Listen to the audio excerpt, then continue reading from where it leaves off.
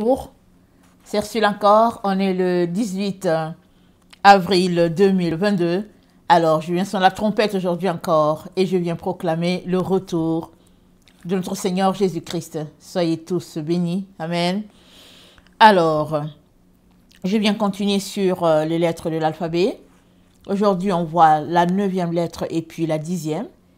Et c'est le tête et puis le yod. Amen. Alors, le tête, c'est la 9e lettre et puis sa valeur est 9. Et comme vous voyez là sur le récipient, ça a une valeur, ça a une forme d'un récipient qui contient quelque chose à l'intérieur. Alors, dans cette lettre-là, cette forme-là rappelle l'utérus. Et l'utérus, l'enfant reste dans l'utérus pendant 9 mois. Et il sort de là quelque chose. Quand c'est la grossesse d'une personne, d'un être humain, alors c'est du matériel qui sort de là. Mais si c'est aussi la grossesse, si c'est quelque chose d'une pensée, peu importe, quelque chose qui mijote et puis qui sort, ça vient toujours de ce récipient-là qui est le tête. Amen. Alors, donc, ça rappelle donc une période d'accouchement, grossesse et puis accouchement. Pardon. Alors, avec la lettre tête, Dieu créa. Il dit que la lumière soit et la lumière fut. Alors, le tête, il est étroitement lié à la lumière. Parce que c'est avec cette lettre-là que la lumière aussi est venue à l'existence. Alors, donc, c'est une lettre, ils disent, par laquelle a commencé le monde, parce qu'elle porte en elle la lumière et elle porte en elle la bonté de Dieu. Alors, le tête est ce qui nous conduit au sein des saints. Comment? Amen. Comment? Rappelons-nous, la 4e lettre, c'est le dalet. Le dalet, c'est la porte. Et Jésus-Christ nous a dit quoi? Il a dit qu'il était la porte, qu'il est la porte. Pas été, mais qu'il est la porte. Et nul ne peut venir au Père que par lui. C'est ça qu'il nous a dit. Et rappelons-nous aussi la 8e lettre, qui est le het, parce qu'aujourd'hui c'est tête, n'est-ce pas? Et puis la fois dernière, la 8e lettre, c'est le het. Amen? Avec un H, avec un H. Alors qu'aujourd'hui, on prononce... ça s'écrit C-H-E-T, mais ça se prononce tête. Donc voilà. Alors, donc, nous avons le dalet qui était la 4e lettre et qui avait pour valeur 4, qui était la porte. Et nous avons la lettre het qui est de valeur 8. Et rappelons-nous, c'était l'embrasure. C'est-à-dire, c'est comme 2 poteaux qui sont là, qui sont une entrée vers la porte. Amen, rappelons-nous. Alors, c'est comme on imagine une grande enceinte. Alors, tu entres par cette ouverture-là qui est là. Alors, cette ouverture-là qui est là, c'est ça qui est le het. Alors, ce het-là, il nous conduisait vers le dalet. Et le dalet, là, c'était Jésus. Amen, rappelons-nous. Alors, pour ce qui est donc du tête, la 9e lettre, elle nous conduit dans le Saint des Saints. Alors, imaginons donc le tabernacle et Jésus-Christ nous disant que il est le dalet, c'est-à-dire qu'il est la porte qui entre dans la présence de Dieu. Donc, c'est ça le dalet.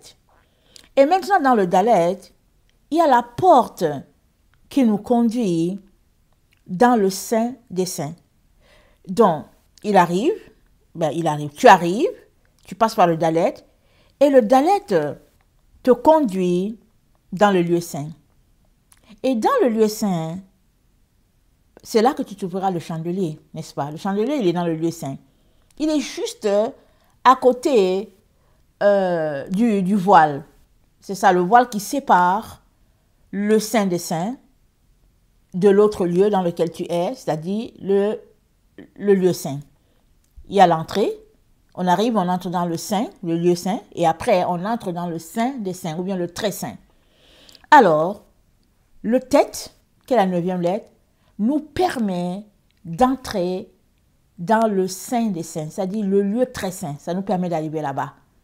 Et évidemment, avant d'arriver dans le lieu très saint, on passe en avant du chandelier. On passe à l'endroit où il y a le chandelier.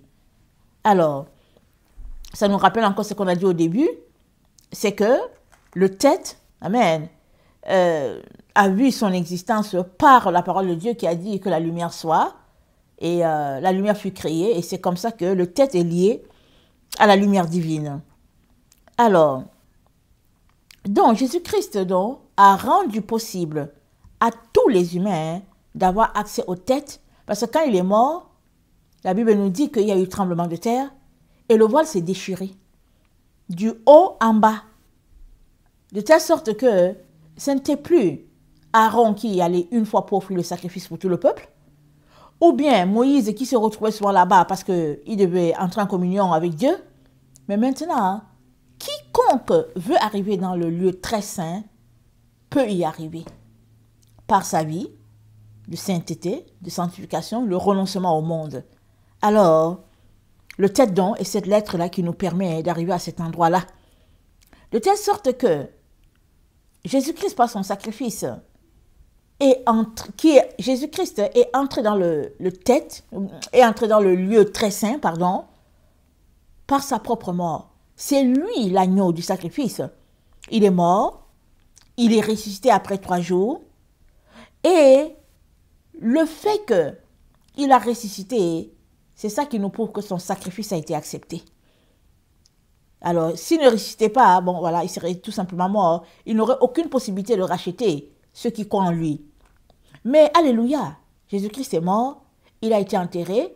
Après 3 jours, il est ressuscité. C'est pourquoi dans le livre d'Hébreux, c'est dit, il peut nous sauver si parfaitement. Alors, parce qu'il a payé de son sang pour que le lieu très saint soit accessible à tous, tu n'as plus d'excuses de dire que c'est compliqué d'arriver dans la proximité de Dieu, c'est compliqué d'entendre Dieu. Il suffit juste que tu acceptes de renoncer. Et évidemment, c'est plus facile pour l'autre qui n'est pas encore arrivé à un niveau de la montagne. Pendant qu'il est à la plaine, tout semble facile pour lui parce qu'il est à la plaine. Ok, tout est plat là-bas. Mais quand tu commences à monter la montagne, les choses semblent difficiles. Mais au fait, ce n'est pas parce que c'est difficile. C'est parce que tes muscles sont en train de se contracter et se décontracter. Parce que tu vas en altitude. C'est pourquoi les choses te paraissent difficiles. Mais au fait, tu es beaucoup plus proche de Dieu que celui qui est à la plaine. Alors très souvent, on aime être à la plaine, n'est-ce pas? On traîne à la plaine, on est là, on traîne. Et quand vient le moment de grimper la montagne, alors on trouve ça compliqué. Et puis souvent, même quand on est en train de monter la montagne, on se dit, Seigneur, est-ce que je vais arriver au sommet? Et quand je vais arriver au sommet, qui va me faire descendre? C'est comme ça souvent qu'on réfléchit. Mais le Seigneur aimerait qu'on se arme de courage pour arriver à la montagne. Parce que c'est là-bas que le Père demeure. C'est dit, qui montera la montagne de l'Éternel dans le lieu très saint? Qui? C'est dit, celui-là qui a les mains pures. Donc nous travaillons tous de manière à avoir les mains pures. Nous travaillons tous de manière à nous dépouiller des œuvres de la chair. Il est donc très, très, très important qu'on puisse se dépouiller des superflus qui y a sur nous, les choses qui ne servent pas à grand, qui ne nous servent pas. Moi, souvent, quand je regarde ma maison, on ne fait que faire sortir les choses, mes enfants et moi. On sort les choses, on met à la poubelle, mais il y en a toujours. Excusez-moi, on sort, on met, on dit, mais on ne comprend pas. On ne comprend pas. Mais on ne fait que faire sortir. Alors, on n'a qu'à continuer de faire sortir. Et puis, d'ici là, que Jésus vienne, on espère qu'il n'y aura plus rien. Il n'y aura que peut-être nos matelas au sol pour pouvoir dormir et puis jeûner et tout. Mais on ne sait pas comment les choses vont se passer. Mais question de dire que si tu veux arriver en altitude, tu as besoin de te débarrasser du superflu. Alors, on voit les gens qui vont à la montagne. Si tu vois quelqu'un qui va à la montagne avec une valise, c'est parce qu'il ne sait pas c'est quoi la montagne. Excusez-moi de rire. Si tu vois quelqu'un aller à la montagne, il traîne son trolley là, comme s'il partait à l'aéroport, c'est parce qu'il ne sait pas c'est quoi la montagne. Les gens qui vont à la montagne, ils ont un sac à dos. Amen. Et à un moment donné, si c'est les parents qui sont en train de monter avec leurs enfants, vous allez voir que l'enfant va enlever le sac, il va donner ça au papa ou bien à la maman. Parce que tellement ça devient laborieux. de monter. Alors, les gens qui vont à la montagne, ils ont besoin de leur bouteille d'eau, leur gourde, et si ça leur prend, peu importe la distance, ils ont besoin de leur eau. Ils auront peut-être leur sandwich ou bien leur noix et puis tout ce que ça leur faut pour grimper. Ils auront des chaussures adaptées. Ils auront peut-être aussi une couverture s'ils ont décidé de passer le temps là-bas en haut. Ça dit que quand tu regardes dans leur sac à dos, il n'y a rien de superflu. Ça dit que tout est important, tout est nécessaire. Et même, s'il arrive à un moment donné où c'est compliqué, ils vont regarder c'est quoi qu'il faut jeter. C'est quoi qu'ils vont jeter. C'est quoi qu'il faut laisser au pied de la montagne ici, là, arriver au sommet avant de redescendre. Alors, la Bible nous dit que ceux qui arrivent au sommet de la montagne, à cet endroit où Dieu demeure, c'est ceux qui ont les mains pures. Toi et moi sommes appelés vraiment à travailler de manière à avoir les mains pures. Évidemment, on ne peut pas dire qu'on ne pêche pas, n'est-ce pas? Parce que la Bible dit que celui qui dit qu'il n'a pas de péché, il est menteur. Donc malgré tous nos efforts, on va se retrouver toujours à être indigne de notre Seigneur. Mais nous devons nous battre. Nous devons tout faire pour pouvoir, laisser pleinement la place à ce Dieu-là. Nous devons tout faire pour être Dieu. Et pour cela, c'est de laisser le superflu. Amen. Alors, je vais lire ce que le roi David dit dans le psaume 119 à propos du tête. Amen.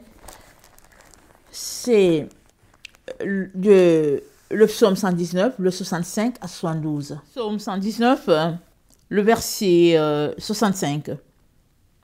Tu fais du bien à ton serviteur, ô Éternel, selon ta promesse. Enseigne-moi le bon sens et l'intelligence, car je crois à tes commandements. Avant d'avoir été humilié, je m'égarais. Maintenant, j'observe ta parole. Tu es bon et bienfaisant. Enseigne-moi tes statuts. Des orgueilleux imaginent contre moi des faussetés. Moi, je garde de tout mon cœur tes ordonnances. Leur cœur est insensible comme la graisse. Moi, j'ai fait mes délices de ta loi. Il m'est bon d'être humilié, afin que j'apprenne tes statuts. Mieux vaut pour moi la loi de ta bouche que 1000 objets d'or et d'argent. Amen. Alors, le roi David exprime bien sa préférence, la place que Dieu a dans sa vie. Alors, il compare son amour pour le Seigneur à des objets, l'or, l'argent. Question de dire que pour arriver à ce lieu-là, à l'endroit, le Saint des Saints, et prendre l'embouchure qui est le tête, mais la sortie tête qui te fait quitter le lieu saint et te fait aller dans le Saint des Saints, à l'endroit là où il y a l'arche de l'Alliance, à l'endroit où les chérubins demeurent, pour que tu quittes là le Saint, pour arriver au Saint des Saints, tu as besoin vraiment de laisser en arrière de toi toutes les passions de ce monde. L'or, l'argent, les bijoux, laisser tout cela. Et puis juste te réjouir en ton Dieu. Et puis lui l'aimer. Et puis juste l'élever. Alors, c'est juste une affaire d'engagement. Ok? C'est une affaire d'engagement. Et de ne pas se laisser distraire. On est dans le temps où l'ennemi nous distrait beaucoup. Vraiment beaucoup. On doit aller à contre-courant de ce qui se passe autour de nous. Amen. Alors, la lettre Yod. Amen. Yod. Yod, c'est la 10e lettre. Amen. C'est la 10e lettre. Elle est de valeur 10. Et qu'est-ce que le Yod? Qu'est-ce qu'ils disent du Yod? C'est tellement intéressant. Comment ils expliquent le Yod. Alors, le Yod, c'est la plus petite de toutes les lettres, le Yod. Et on dit que, vous connaissez ce proverbe en français qui dit petit ou bien petite, mais pas le moindre, ou bien pas la moindre. Donc, le Yod est petit, mais le Yod n'est pas le moindre. On a besoin du Yod. Et quand ils essaient d'expliquer le Yod, ils disent que le Yod, c'est la contraction de Dieu. En ce sens que, comment un Dieu si grand, si puissant, peut-il créer un monde comme le nôtre? Comment? Parce que notre monde, pour qu'il vienne à l'existence, amen, il n'est pas de la grandeur. C'est-à-dire que quand on voit notre monde, il n'est pas le reflet ou bien la photocopie de la grandeur de Dieu. C'est juste une infime partie de la grandeur de Dieu, de sa puissance, de sa lumière, voilà. Donc le Yod, c'est une contraction de Dieu. Alors Dieu s'est contracté, il s'est réduit, vraiment réduit, il s'est réduit pour faire le monde que nous sommes. Et puis, donc voilà. Alors, le Yod, donc, c'est le 10. Et toutes les 22 lettres portent du Yod. Amen. C'est comme un apostrophe, si on peut le dire. Alors, donc, toutes les 22 lettres, là, ils ont le Yod dedans quand tu les écris. Et c'est ça qui explique encore que le Yod, c'est la forme contractée, ou la contraction de Dieu, pas contractée, la contraction de Dieu. C'est encore la preuve que Dieu a besoin du Yod pour vraiment fonctionner dans notre monde. Il a besoin de se rendre tout petit pour qu'on puisse le comprendre, pour qu'on puisse le saisir. Amen. Le Yod, c'est la totalité. Alors, 10, c'est complet, comme ils le disent. Alors, 10 fois 1, ça fait toujours 10. Aleph, c'est 1. Alors, 10 fois Aleph, c'est toujours 10, c'est toujours Yod. Alors, ils disent que tu tournes, c'est Yod, contraction. Amen. Alors, le 10, on a dit séphiro, les points de lumière avec lesquels Dieu a bâti le monde, ou bien on a 10 points de lumière avec lesquels Dieu s'est servi pour bâtir le monde, pour asseoir tout autour. Amen. On a le Yom Kippour, le jour du pardon, ça tombe le 10e jour du mois de Tishri. Le mois de Tishri, ça tombe entre le mois de septembre et puis octobre. Amen. Beaucoup plus octobre, donc le mois de Tishri. Alors, donc, le Yom Kippour, c'est toujours le 10e jour. Il suffit qu'on aille lire les recommandations de notre Dieu par la bouche de son serviteur Moïse. Et aussi, on donne 10% de notre dîme. Et rappelons-nous, Abraham n'avait pas reçu les 10 commandements, il n'avait rien reçu, mais il avait déjà donné le 10e à Melchisédek. Donc, question de dire que 10, c'est quelque chose de très important. Et puis la dîme, ce n'est pas une obligation.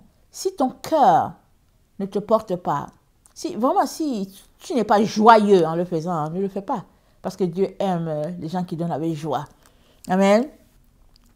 Alors, donc on a les 10 commandements, bien sûr. Et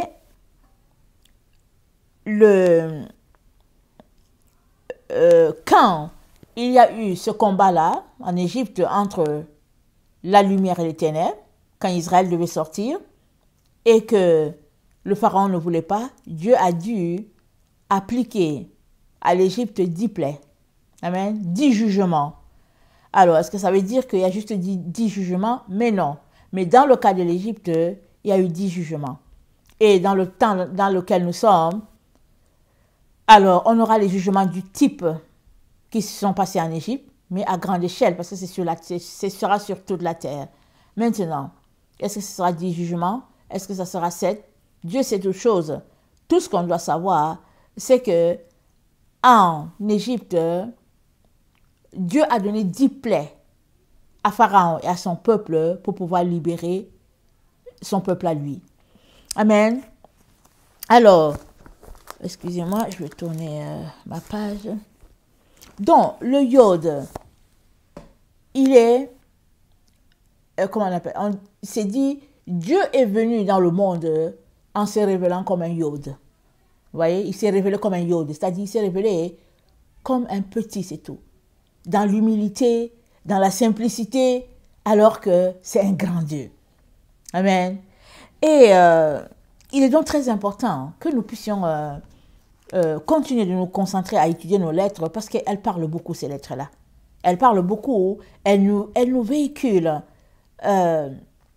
la pensée du Père et elles nous donnent d'être vraiment, comment on appelle ça, d'être impliqués avec Dieu et puis de comprendre comment il a conçu les choses et cela nous rapproche encore de lui. Amen. Alors, dans le psaume dans le psaume de David, le psaume 119, le yod, c'est le 73, la lettre, attendez, le verset 73, alors je vais le lire. Attendez, le verset 73.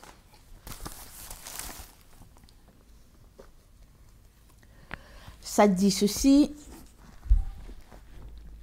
tes mains m'ont fait et affermi. Rends-moi intelligent et j'étudierai tes commandements. En me voyant, ceux qui te craignent se réjouissent, car j'espère en ta parole. Je reconnais, Seigneur, que tes décisions sont justes et que tu avais raison de m'humilier. Il parle toujours d'humiliation, n'est-ce pas? C'est toujours important. Quand Dieu t'humilie, c'est bien parce qu'il va te relever.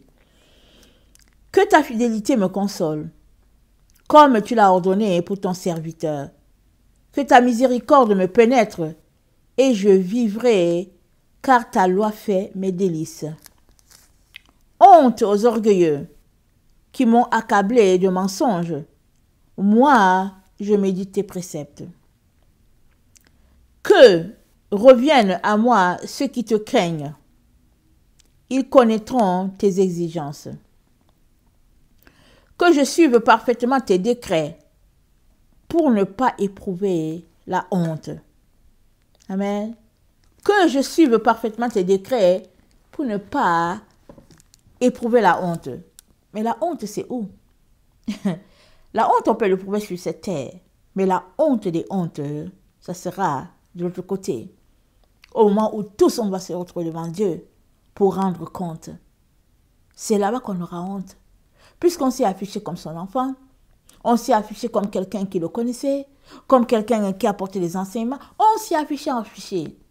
Et là, finalement, on n'est pas avec lui. C'est là la honte.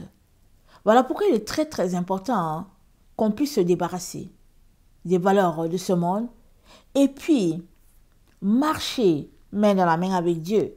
C'est pourquoi il est important de faire les prières du type de David qui appelle Dieu au secours. Il dit, Seigneur, viens à mon secours afin que la honte ne tombe pas sur moi. Seigneur, aide-moi à observer tes commandements, aide-moi. Et c'est vrai que nous avons besoin d'aide du Saint-Esprit. Parce que souvent tu te lèves et tu es accablé. Tu te lèves et tu es accaparé par tant de choses à faire. Tu te lèves et puis tout est difficile. Et tu as besoin de crier à Dieu pour dire, Seigneur, au secours. Seigneur, à l'aide. Évidemment, il viendra, il ne manquera pas de venir établir son règne en chacun d'entre nous. Amen. Alors, on en a déjà fait allusion en ce qui concerne les séphiros. C'est sûr que ce n'est pas toujours évident d'étudier ensemble séphiros, lettres, et puis leur sens, leur signification. Mais on doit comprendre que les séphiros, les 10 séphiros, qui sont des points de lumière, ils doivent être retrouvés en nous. Amen. Alors, si on prend par exemple la séphiro, le 2, le hokma ou le chokma, prenons le chokma. Ok, ça c'est la sagesse. Alors, Dieu qui est le Keter, la couronne, il se révèle à nous par la sagesse. Mais on convient, toi et moi, que on n'est jamais assez sage. Il se pourrait que toi, tu sois plus sage que moi. Et que moi, je sois plus sage que X. Mais toujours est-il que on doit avoir la sagesse de notre niveau d'épanouissement. Si par exemple, ça fait 10 ans que tu marches avec le Seigneur, et que la sagesse qui est la tienne, elle est d'un enfant d'un an, il y a un problème.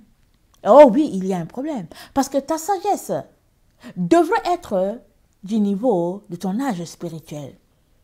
Et ça revient à dire quoi? Ça revient à te dire que tu devrais dégager plus de temps pour être dans la présence de Dieu. Oui, quelqu'un comme moi, là, qui apporte souvent des enseignements, et souvent je peux penser que, au fait, je peux me passer de la lecture de la Bible, mais je ne vous cache pas que c'est pas facile. Mais le Seigneur s'attend à ce que je puisse passer au moins 1h30 à lire la Bible, en plus de faire tout ce que je fais là.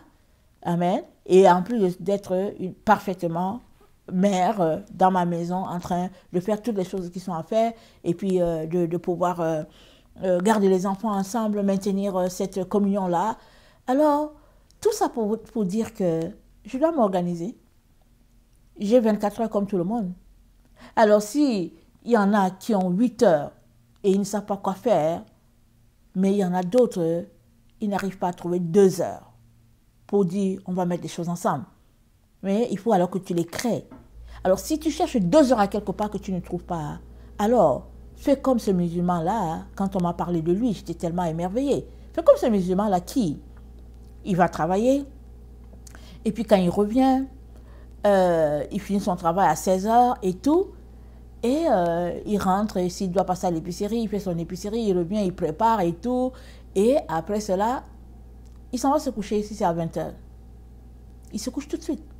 Il se couche à 20 heures, et il se lève tôt le matin, à 3 heures du matin, il fait sa prière, il fait tout avec son Jésus, et à 5 heures, il est déjà dehors en train de partir pour le travail, parce qu'il faut qu'il traverse toute l'île de Montréal pour aller de l'autre côté. Alors, les gens lui ont demandé, mais comment est-ce que tu es si discipliné? Il a dit, alors que je n'avais pas la vérité, j'étais discipliné pour du faux. Je faisais 5 prières par jour et je partais en enfer.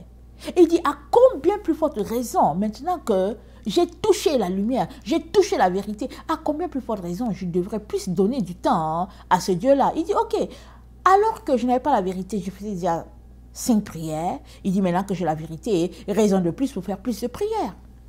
Amen. Alors, c'est une question vraiment d'engagement envers ce Dieu-là, et c'est une question de se découvrir aussi.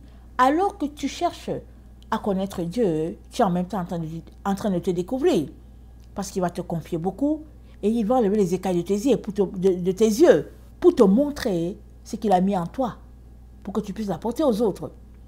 Et bien sûr, tous ceux-là qui veulent marcher selon, ou bien la Bible dit, tous ceux-là qui veulent vivre pieusement selon le Seigneur seront persécutés. Alors ça fait partie. Mais tu ne devrais pas t'arrêter, tu ne devrais pas être découragé. Non, tu dois tout simplement continuer. Excusez-moi de rire. Moi, quand j'avais commencé, je pense que ça fait peut-être 5 ans que je suis en ligne. Quand j'avais commencé, j'ai dit, Seigneur, vraiment, en tout cas, c'est compliqué, j'apporte des messages. Et puis, en tout cas, il n'y a pas tellement de gens qui m'écoutent. Et tout, et tout. Vous savez ce que le Seigneur m'a dit? Le Seigneur dit, toi, mets seulement tes messages en ligne. Ne t'occupe pas. Toi, fais ta part, c'est tout. Fais ta part, mets les seulement en ligne. Que les gens t'écoutent, oh, qu'ils ne t'écoutent pas, oh, ça c'est leur problème. Mais toi, n'arrête pas de mettre les messages en ligne parce que les gens ne veulent pas t'écouter. Il dit, fais ta part. Il dit, chacun va se tenir devant moi pour répondre de ses actes. Alors, il ne faudrait pas que ce soit toi qui n'auras pas mis ta part de message en ligne, alors que moi, j'attends à ce que tu mettes un message. J'attends à ce que tu mettes 2. Alors, fais ta part. Alors, donc, on est dans une relation avec ce Dieu-là où chacun est appelé à faire sa part. Est-ce que tu fais ta part, mon frère? Mais est-ce que tu fais ta part, ma soeur? Mais si c'est ça, ok, pas de problème. Tu as fait ta part et tu bénis le Seigneur et tu laisses tout entre les mains du Seigneur et tu pries afin que la gloire de Dieu puisse se répandre. Amen. Dieu est puissant, Dieu est vivant. Continuons de nous dépouiller parce qu'on est dans les temps où le Seigneur va mettre ses enfants bien-aimés à l'abri, et on est aussi dans les temps où la porte est en train de se fermer. Amen. Elle est en train de se fermer. Très, très important que chacun d'entre nous puissions nous assurer que nous serons, quand la porte sera fermée, nous serons trouvés à l'intérieur de l'enceinte, pas à l'extérieur. Amen. Que le Seigneur bénisse sa parole. Je vous aime beaucoup et Dieu davantage. Maranatha, Jésus revient. Amen et amen. Soyez bénis.